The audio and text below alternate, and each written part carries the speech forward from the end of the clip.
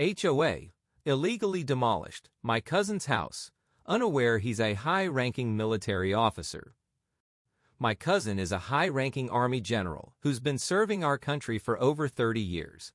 He's not the type to throw his rank around or make a big deal about his position. He's actually one of the most humble people I know. He bought his house in an upscale neighborhood about 15 years ago, before there was even an HOA. The house was perfect for him, a beautiful colonial-style home where he could relax during his rare time off from his demanding career.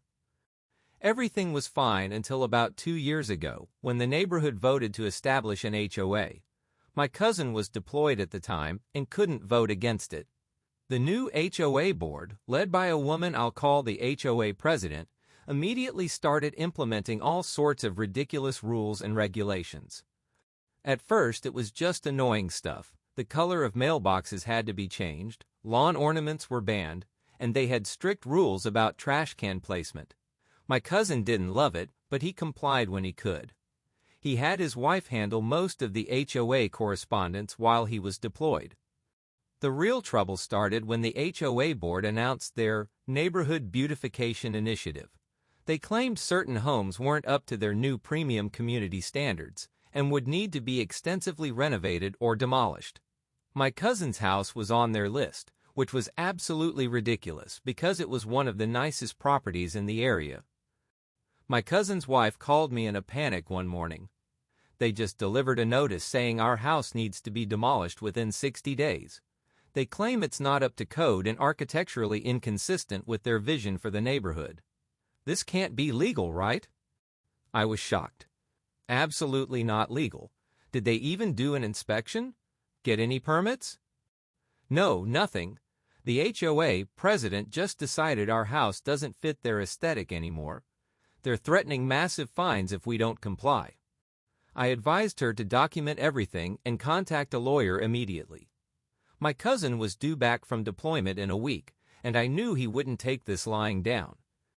When my cousin returned home and found out what was happening, he tried to handle things professionally at first. He requested a meeting with the HOA board to discuss the situation. The HOA president's response? She told him the decision was final and non-negotiable. "Ma'am," my cousin said calmly during the meeting, "I've reviewed your HOA bylaws thoroughly. You have no authority to demolish existing homes, especially those that predate your organization. What you're proposing is illegal." The HOA president just laughed. "Sir, we have full authority to maintain community standards. Your outdated house is bringing down property values. Either comply with the demolition order or face the consequences." My cousin raised an eyebrow. "And what consequences would those be?" "We'll place liens on your property, fine you thousands per day, and eventually force you out through legal action," she said smugly. "We have excellent attorneys." "I see," my cousin replied. "Well, I have some excellent attorneys too, and I think you'll find I have rather more resources at my disposal than you might expect." She waved him off dismissively. "Your empty threats don't concern us. You have 60 days to comply, starting now." What the HOA board didn't know was that my cousin had already contacted not only his personal attorney, but also the JAG Corps and several high-ranking contacts in the Department of Defense. The house was technically his primary residence while stateside, which meant the HOA's actions could be construed as interfering with a senior military officer's ability to perform his duties. But before the legal proceedings could really get rolling, the HOA board did something unbelievably stupid. They waited until my cousin was away at the Pentagon for a 3-day meeting, and his wife was visiting her sister. Then, without any permits or legal authority, they sent in a demolition crew. My cousin's wife called me hysterical at 6 a.m. "They're tearing down our house. Right now, with all our stuff still inside." I jumped in my car and raced over there. By the time I arrived, the demolition was already well underway. The HOA president was standing there watching with this satisfied smirk on her face as wrecking equipment tore into my cousin's home. I immediately called the police and then called my cousin. Let me tell you, I have never heard him that angry in all the years I've known him. He made a few quick calls, and within 30 minutes the scene was chaos. Police cars came screaming up with sirens blaring. The demolition crew was ordered to stop immediately. Then something really interesting happened. 2 black SUVs pulled up, and several serious-looking federal agents got out. They started taking photos and ordering everyone to stay put. The HOA president tried to approach one of the agents, waving some papers. "We have every right to do this. We have documentation." "Ma'am," the agent cut her off, "step back. You are interfering with a federal investigation. This property belongs to a high-ranking military officer, and you have just committed several serious federal crimes." The color drained from her face. "What? No, this is a simple HOA matter." "This is now a federal matter," the agent informed her. "You have deliberately destroyed the primary residence of a U.S. Army general without permits, proper authority, or legal justification. We take that very seriously." Things moved incredibly fast after that. The HOA board members were all detained for questioning. Federal agents swarmed the scene, documenting everything. My cousin arrived a few hours later with a team of military lawyers in tow. The HOA president tried to backpedal hard when she realized who my cousin actually was. "There's been a terrible misunderstanding. We had no idea." "No, you didn't have any idea," my cousin said coldly. "You didn't bother to check permits, verify your authority, or even do basic due diligence. You just decided to destroy someone's home because you didn't like how it looked. Well, now you'll face the consequences." And boy, did they face consequences. The federal investigation revealed that the HOA board had been breaking laws left and right. They had no permits for the demolition. They had falsified documents. They had misappropriated HOA funds. And now they had destroyed a senior military officer's home with all his belongings inside. The legal avalanche that followed was spectacular. My cousin filed both civil and criminal charges against the HOA board members personally. The Department of Defense got involved because some classified documents had been in the house. The FBI investigated possible fraud charges. The state attorney general's office launched their own investigation into the HOA's practices. The HOA president and board members were arrested on multiple felony charges. They faced counts of criminal destruction of property, fraud, false documentation, and several federal crimes related to interfering with military housing. But the real hammer fell when my cousin's lawyers revealed the full extent of their case. Not only had the HOA board broken numerous laws with the demolition, but they had also been running the HOA like their personal piggy bank for years. They had used HOA funds for personal expenses, taken kickbacks from contractors, and falsified financial records. The civil lawsuit my cousin filed was massive. He sued for the full value of the house and all destroyed property, emotional distress, temporary housing costs, legal fees, punitive damages, federal penalties, compensation for classified materials being compromised. The HOA's insurance company took one look at the case and immediately tried to settle. But my cousin wasn't interested in a quick settlement. He wanted to make sure this never happened to anyone else. The case went to court, and it was a complete slaughter. The HOA's lawyers couldn't defend their client's actions. The evidence was overwhelming. The judge was particularly incensed about the destruction of a military officer's home. The final judgment was devastating. The HOA board members were personally liable for over $2.5 million in damages. They were ordered to pay for a complete rebuild of my cousin's house. All board members were banned from ever serving on an HOA board again. The HOA itself was dissolved. Criminal charges would be pursued separately. The HOA president ended up serving jail time for the fraud charges. Several other board members also faced criminal penalties. They all had to declare bankruptcy due to the massive judgment against them. As for my cousin's house, it was rebuilt better than ever, paid for entirely by the former HOA board members' assets. The neighborhood voted to permanently dissolve the HOA, and property values actually went up once the corrupt board was gone. My cousin still lives there today, though he's added some serious security features to the new house. The former HOA president had to sell her home and move away. Turns out nobody wanted to live next to the person who illegally demolished a general's house. The best part? My cousin used some of the settlement money to set up a legal defense fund for other homeowners dealing with HOA abuse. He says he wants to make sure no other HOA board ever thinks they can get away with this kind of behavior again. Looking back, I almost can't believe the HOA board was stupid enough to demolish a house without even Googling who owned it. One quick search would have shown them they were messing with someone who had the resources and connections to absolutely destroy them, legally speaking, of course. I guess the moral of the story is, don't let power go to your head, and definitely don't demolish someone's house without checking who they are first. You never know when that simple homeowner might turn out to be someone with the full force of the U.S. military's legal team behind them. Edit. Wow, this blew up. Thanks for all the awards and comments. To answer some common questions. Yes, this really happened. The criminal cases are still ongoing. Several other homeowners have now filed their own lawsuits against the former board members. My cousin is doing well and actually finds the whole thing kind of darkly funny now. And no, I can't be more specific about his rank or position for security reasons. Edit 2. A lot of people are asking about the HOA president's reaction when she found out who my cousin was. Let's just say, watching the color drain from her face when those federal agents showed up was one of the most satisfying moments of my life. Update.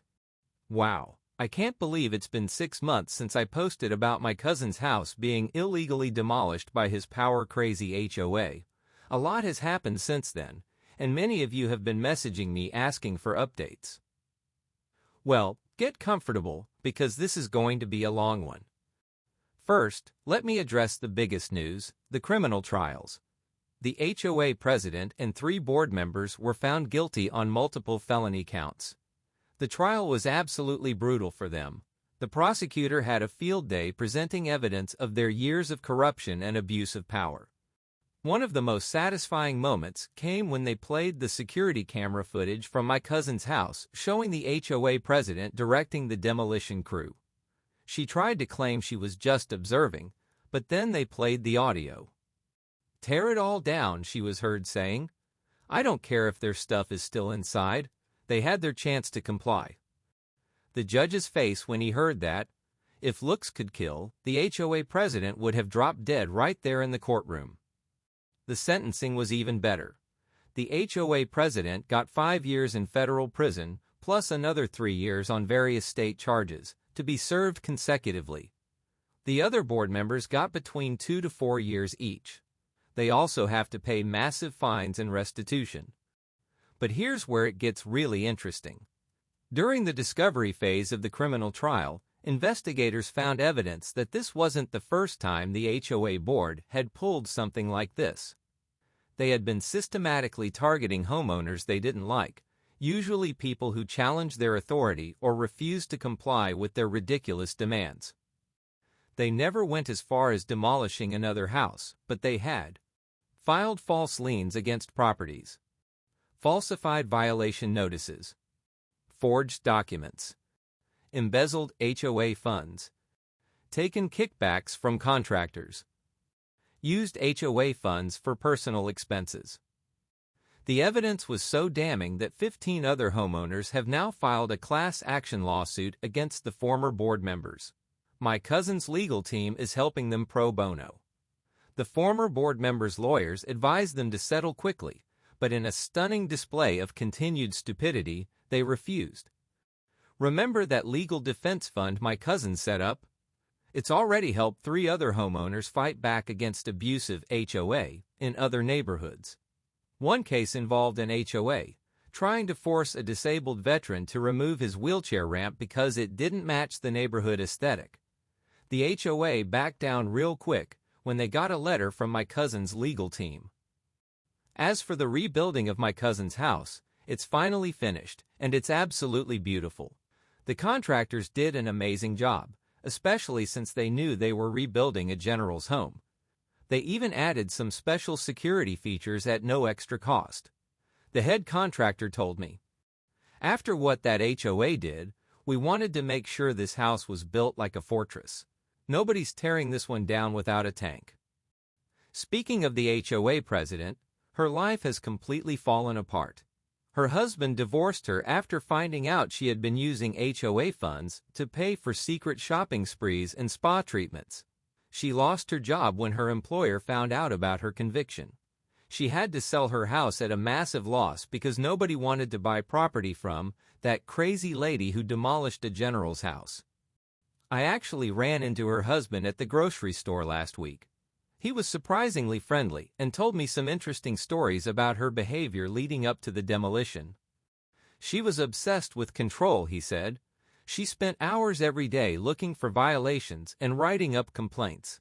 When your cousin refused to bow to her demands, she became fixated on his house. She would sit at the window with binoculars watching his property. I should have realized then that she'd gone off the deep end. The neighborhood has changed a lot since the HOA was dissolved. Without the oppressive rules and regulations, people have started making improvements they always wanted but couldn't do before. One family built a beautiful greenhouse. Another added a children's playground.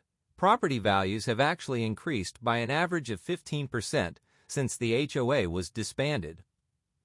My cousin's new house has become something of a symbol in the neighborhood.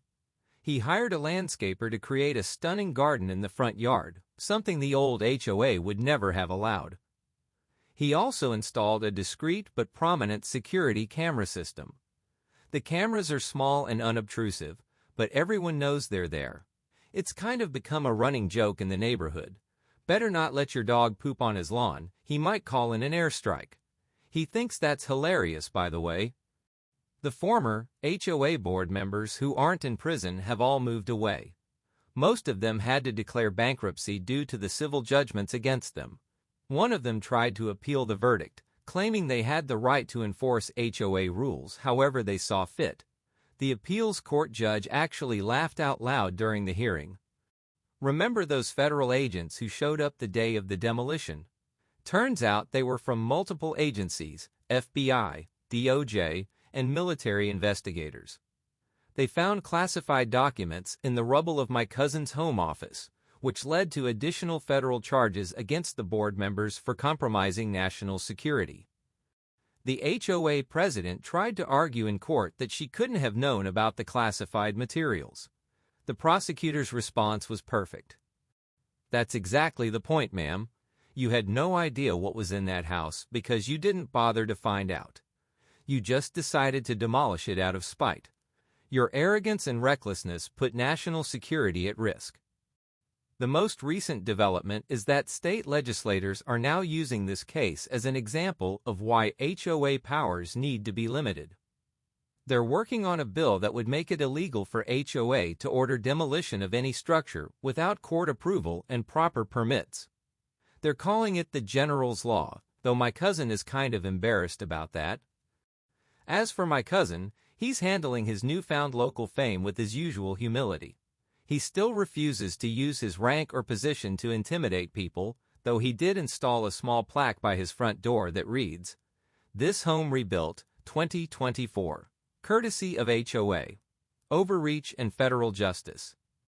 His wife has finally been able to replace most of their destroyed belongings, though some things were irreplaceable, like her grandmother's antique furniture and family photos. The insurance payout and civil judgment helped financially, but you can't put a price on family heirlooms. The demolition crew who actually tore down the house? They were charged too, but got lighter sentences in exchange for testifying against the HOA board. Turns out the HOA president had given them forged demolition permits. The crew's boss broke down crying in court when he testified. "We never would have touched that house if we'd known the permits were fake. In 20 years of business, I've never seen anyone abuse power like this HOA did. I'll never work for an HOA again without triple-checking every document." The neighborhood has really come together since all this happened. Without the HOA's restrictive rules, people are actually talking to their neighbors and building a real community. they've started having block parties and community events. Last month, they even had a barbecue in my cousin's new backyard, something the old HOA would never have allowed. One of the most interesting outcomes is that other HOA in the area have suddenly become much more reasonable. Funny how the threat of federal prosecution and multi-million-dollar lawsuits can change people's attitudes. Several nearby HOA have actually hired law firms to review their bylaws and remove potentially abusive provisions. The HOA president's prison sentence starts next month. She tried to delay it with various appeals and medical excuses, but the judge wasn't having any of it. Her last desperate attempt was to write my cousin a letter begging for forgiveness and asking him to speak to the judge on her behalf. His response? He returned the letter unopened with a note that simply said, "Actions have consequences." Some people have asked if my cousin regrets buying a house in an HOA neighborhood. He says no, because this whole ordeal exposed corruption that needed to be dealt with. Plus, there is no HOA anymore, so it all worked out in the end. He's actually become something of an expert on HOA law and regularly consults with homeowners who are dealing with similar issues. The legal defense fund he set up has now helped over a dozen homeowners stand up to abusive HOA. He says his goal isn't to eliminate HOA entirely, but to make sure they operate within the law and respect homeowners' rights. As he puts it, sometimes you have to tear down the bad to build something better. Last week, a reporter asked him if he thought the punishment the HOA board received was too harsh. His response was perfect. They didn't just destroy a house, they destroyed people's trust in their community. They abused their power, broke multiple laws, and showed zero remorse until they got caught. The punishment fits their crimes. As this saga finally comes to a close, I think we can all learn something from it. HOA can serve a purpose, but when they become tools for power-hungry people to bully their neighbors, they need to be stopped. And sometimes, just sometimes, they pick on exactly the wrong person, and justice is served in spectacular fashion. Oh, and one final bit of irony. Remember how the HOA president claimed my cousin's house was bringing down property values? The property values in the neighborhood have increased by 25% since she went to prison. Turns out the only thing bringing down property values was her toxic leadership. Edit 3. Thanks for all the awards and supportive comments. My cousin says he's glad his story has helped other people stand up to HOA abuse. He wants everyone to know that if you're dealing with an abusive HOA, document everything and don't be afraid to fight back. Sometimes the best defense is a good offense. Edit 4. For those asking, yes, the HOA president really did try to claim in court that she was just following the rules. The judge's response was epic. You weren't following rules, you were breaking laws. There's a difference. The next one is titled, You Don't Want Me to Help Customers in Different Department? Then don't be surprised by complaints. About 10 years ago, I have applied to work at a retail store selling different tech. It is a rather large chain in the UK and can get pretty busy, especially after 5 p.m. or during holidays/sales. When I applied for a job, I wanted to go to computing department as I was very passionate about different builds and had some experience in building my own PC. Instead, I was temporarily placed on white goods, fridges, washing machines, etc., for training even after I have admitted I know absolutely nothing about them. But no, apparently this knowledge should have been inherited through my genes since I am a girl, so I must know about them and be very good. So I bit my tongue and waited as I needed money and was fresh out of uni. About a few months in, I have realized I am not going to be transferred to the computing department, no matter how much I wanted to. My sales were good, but the managers wouldn't budge as they were scared I might advise something wrong. It was the start of a school term and the store was getting petty busy. A couple came in wanting to buy a PC for their teenage kid to game on. I wanted to help them as a fellow gamer myself, but got rudely pulled back by my manager and was told unless we are assigned to a specific department, we are not allowed to help customers or advise them. So he fetched another colleague who carried on assisting the parents. As it was quiet in my department, I was doing some tidying up around the store and heard the colleague trying to sell the parents one of the Apple PCs, saying, "They will be great for gaming, and all professionals use them." At the time we had a bigger commission from Apple brand. Let me tell you, they are not the best machines for gaming, and if you are into heavier games, they are likely not going to run that well or be incompatible with the OS. I don't know what else the colleague said, but the parents believed him and got an iMac for the kid. The manager was very proud of the colleague and told me to use him as an example of a good sale for the store. I have told him I could have topped it and the customer will come back with a return, but was told again not to go to computing department. Cue malicious compliance. A few days later, it was a busy day in the store, especially PC due to back-to-school sale. A few people were off sick due to being overworked, so the computing department had like 2 people on the floor, including the work colleague who sold the iMac. The parents came through the door with the PC they got, which usually means something broke down or they want to return it. They saw the guy who sold them the PC and started heading his way. He saw them too and decided it is time to go on lunch, leaving one colleague on the floor in the department. The parents are visibly getting angry and try to go to the till, but after being in the queue are told to catch another colleague from the tech department as we can't process refunds at the till for large items. The parents approach me as I don't have much to do and ask for help. I would be happy to do so, but remembering what the manager said, I had to tell them I can't, as I am not allowed to do anything with the PC department as it is a store policy. The parents approach more colleagues and keep hearing the same excuse. Obviously they are getting more and more angry, so are other customers who want to buy something but can't, since only people in computing department are allowed to sell stuff for computers. They try to grab the only person on the floor, but he is already busy with other customers and can't assist them while the other colleague responsible for the sale signed out for the day and the other is late. In about 20 minutes, there's a massive queue by the tills of angry customers demanding to speak to the manager. The poor person at the till has no choice but to fetch the store manager and floor managers due to the amount of angry customers. They are trying to shift the blame on us, other store colleagues, but I mention about what the other manager said about not touching anything in tech department or help customers as we are not authorized, and since it is a company policy, and we haven't received the training we have to comply. Of course it makes customers even more angry and feel like their time is wasted, resulting in a commotion by the tills and further delays for other customers. I am unsure how the entire situation ended, as I was grabbed by an older lady to help her. But that day we had a lot of complaints on different websites about the policy and store staff refusing to help, as it is not their department, and we had a few brainstorming sessions after how to reduce complaints with none of the ideas taken on board.